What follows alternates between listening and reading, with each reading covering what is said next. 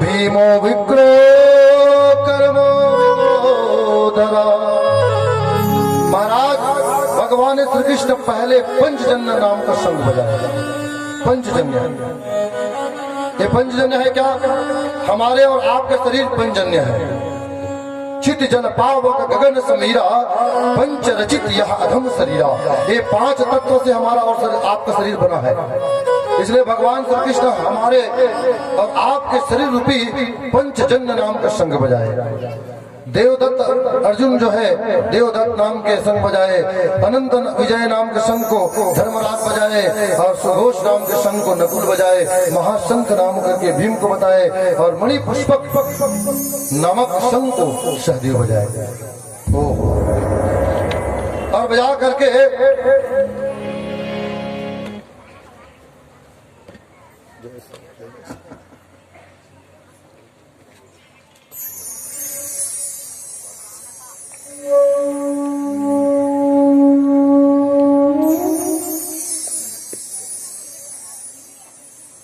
राधे राधे श्याम से राधे। महाराज शंख जब बजे तो अर्जुन बोले, महाराज एक काम करो,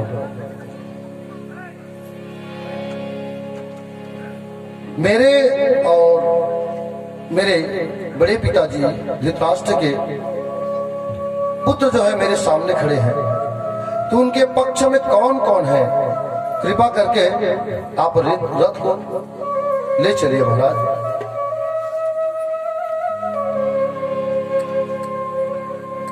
कुल क्षय प्रक्षन्ति कुल धर्मा सनातना।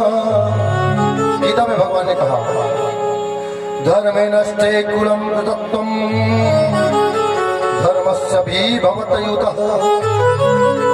और जब कौरव दल और पांचों पांडव के दल को देखे तो अर्जुन बोल पड़े, क्या ये तो मेरे ही परिवार है, मेरे चाचा है, मेरे बड़े पिताजी है, मेरी मामा है, मेरे सब परिवार है कैसा, मैं इनके ऊपर कैसे शस्त्र प्रहार करूं? भगवान बोले, अर्जुन युद्ध के मैदान में आकर के और युद्ध के मैदान से अगर पीठ दिखा कर जाओगे तो तुम क्षत्रिय नहीं हो सकते। अगर दुश्मन तुम्हारा घर का भी हो तो उसे युद्ध करना पड़ेगा। सर्वधर्मान परित्यज्य मामेकं शरणं व्रज। सर्वधर्मान धर्म कहते हैं कि पीठ कभी नहीं दिखलाना चाहिए। इसलिए अर्जुन चलो, तुम बोलते कि मेरे मामा है, मेरे ससुर है, मेरे चाचा है, मेरे भाई है, और इनके ऊपर मैं कैसे शस्त्र प्रहार करूं, बाण छोड़ूं? तो अर्जुन याद रखो, ये जितना आप देख रहे हो ना, ये सब मैं ही हूं। ये जितना आप देख रहे हैं, स्त्री पुरुष जितने चराचर में जो जीव है वो स्वयं मैं ही हूं। यदा यदा धर्मस्य ग्लानिर्भवति भारतस्य अभ्युत्थानं धर्मस्य तदात्मनकं सृजाम्यहम्। अर्जुन, जब जब इस पृथ्वी पर अत्याचार बढ़ जाते हैं तो मेरा विराट रूप होते हैं। अर्जुन को इतना बताने के बाद भी अर्जुन अपने गांडे को छोड़ दिए और रथ के नीचे बैठ गए। भगवान कहने लगा, अर्जुन तुम तो स्त्री के जैसे बैठ गए, अबला की तरह। और क्षत्रिय का ये धर्म नहीं होता। युद्ध के मैदान में आए हो तो युद्ध करो। भगवान समझाते अपने दिव्य विराट रूप दिखलाए। और दिव्य विराट रूप में क्या दिखलाए? कौन स्त्री, कौन पुरुष, कौन जीव, एक मुख से भगवान के द्वार पर जाते और एक मुख से इस पृथ्वी पर आते। विराट रूप को अर्जुन जब देखे धन्य हो गए।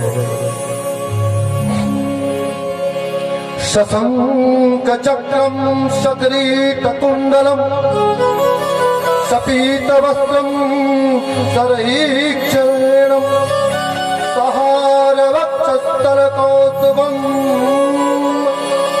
शीर्षम चतुर्भुजम। भगवान चतुर्भुजी का दर्शन किए सज्जनों। अर्जुन अब माया से मोह से दूर हुए। तुम कहते मेरा पत्नी है, मेरा पुत्र है, मेरा परिवार है, इस संसार में मैं ही हूं। क्षणिक लीला करने के लिए मैं यहाँ स्त्री और पुरुष बनाया हूं, सब मैं ही हूं अर्जुन। कोई पति नहीं, कोई पत्नी नहीं, कोई पुत्र नहीं। ओहो, इतना ज्ञान की बात जब चर्चा किए तो अर्जुन मोह से दूर हुए। जैसे राम कथा में भगवान राम ने भी रावण के पास अंगद को भेजा। भगवान श्री कृष्ण स्वयं अपने रामा युद्ध की चर्चा अर्जुन को बताए। जिस समय मैं राम बनकर आया था तो तुम्हारे जैसे नहीं थे अंगद जाकर हनुमान रावण की लंका पर जाकर के धार करा दिया। रावण पूछे उच्च सिंहासन पर बैठकर, तुम कौन हो बंदा? बोले, है रावण रथानन, याद है आपको? मेरे बाप ने तुम्हें 6 माह तक अपने कांख पर दबाए थे। मैं उसी का पुत्र हूं। मैं जिसका भेजा आया हूं वह राजाओं का राजा है। रास्ते से हट, क्यों प्रणाम करो, तेरे बाप का क्या खाया है? रावण को बोले, बताओ। रावण बोले, दुष्ट वानर, लंका में आकर बोलने का दुस्साहस किया। बोले, राजाओं का राजा कौन? तुम तो लंका का राजा होगा, लेकिन मेरे राम 3 लोक 14 भवन की राजा है। बोले, अगर तुम राजाओं का राजा राम के नाम लेते हो ना, एक काम करो। और रावण जो है अंगद को मान नहीं दिए, सम्मान नहीं दिए। अंगद वहीं पर बोले, एक काम करो, मैं वो राजाओं का भगवान मर्यादा पुरुषोत्तम राम का दास हूं। अगर मेरे पैर को इस पृथ्वी से हटा दोगे तो मैं जानूंगा। कहत सकंद कंवरते बंदर, मैं रघुवीर दूत दसकंदर। बताओ, ये जब बंदर बोले, ओ दसकंदर सुनो, प्रणत पाल रघुवंश समनी, करुणा सिंधु खरार, गए शरण प्रभु राखिए, शब्द अपराध विशाल। जब अंगद बोले और रावण जब आए तो अंगद अपने पैरों को हटा दिए। क्यों? बोले, तुम ब्राह्मण हो और मैं बंदर हूं। ब्राह्मण मेरे पैर पड़ेंगे तो शोभा नहीं देंगे, और अगर प्रणाम करना है तो इसका प्रणाम करो। रावण बोले, एक काम कर बंदर, अगर मेरे 5 बातों को अगर मान जाओ तो मैं सीता को वापस कर दूंगा। रावण जब बोले तो अंगद बोले, बोलो फिर। समुद्र में जो पुल बांधे हो उसे तोड़ दो पहला। अंगद ने उत्तर देते हुए कहा, ठीक है महाराज, वो तो पुल हम क्यों बांधे उसको हम जानते तोड़ देंगे। हनुमान अंगद लंका में रहेंगे। हाँ, रावण कहाँ थे? एक जन बंदर आई से लंका जला दी। अब ये बंदर आए तेरा पैर ला, बोले कोई बात नहीं, हमारे प्रभु भी आपके यहाँ छोड़ देंगे। विभीषण को वापस कर दो। बोले विभीषण तो तुम्हारा भाई है, वो तो यहीं रहेंगे, चिंता मत करो। सीता भी यहीं रहेगी। चौथा, सीता भी रहेगी, रावण का है। ये बताओ सीता किसकी बेटी है? यहाँ रामायण मंडली है कि नहीं है? महिला पुरुष? पुरुष क्या है? ये बताओ रावण सीता किसकी बेटी है? धरती का। ठीक है, भी बहुत राइट है, ये भी 75% सही है। लेकिन रामायण सतकोटि अपार। आप तत्वार्थ रामायण पढ़ेंगे तो रावण की ही बेटी सीता है। रावण की बेटी ही सीता है। सज्जनों, आपको बताना चाहूं, जिस समय रावण के अत्याचार जब बढ़ा तो सभी संत महात्मा को बहुत मारने लगा, दंड देने लगा। यहां तक बताते हैं तत्वार्थ रामायण में, उसके घर में एक रूम में इतना जनेऊ पड़े थे। जनेऊ समझते हो ना, यज्ञोपवीत जो ब्राह्मण क्षत्रिय पहनते हैं। इतना ब्राह्मण को मारे थे, इतना ब्राह्मण को मारे थे कि एक रूम में जा रहे हो तो कहा महाराज चलो मैं भी अब जल्दी भागू। सीता रावण की बेटी है, भविष्य में आएंगे तो बताएंगे। फिर कहा महाराज इस प्रकार से भगवान कृष्ण जो है अर्जुन को भाव सुंदर यह कथा बताए और कहा महाराज आप मेरे मेरे कहते हो, ये मेरा और तुम्हारा कुछ नहीं है। ये शरीर जैसे आत्मा और ये आत्मा शरीर है, जैसे शरीर में आत्मा प्रवेश होते हैं उसी प्रकार से भगवान जो है इस स्थूल शरीर पर आकर के आत्मा रूप में भगवान आते हैं। नैनम छिंदती शस्त्राणी नैनम धति पावका न चैकलंदन पापो न सुसती मारुता। कभी आत्मा मरता नहीं, ना आत्मा कभी जलता नहीं, जलता मरता कटता फिरता सिर्फ और सिर्फ यह शरीर है। इस प्रकार से भगवान शंकर ने माँ पार्वती को ये पावन कथा बता रही थी और कहा महाराज ये बताओ जीवन में अगर गीता गीता गीता कहने से क्या फल मिलेगा? हर लोग को 18 अध्याय गीता पढ़ना चाहिए। 18 अध्याय गीता पढ़ने से विष्णु लोक को प्राप्त होते हैं।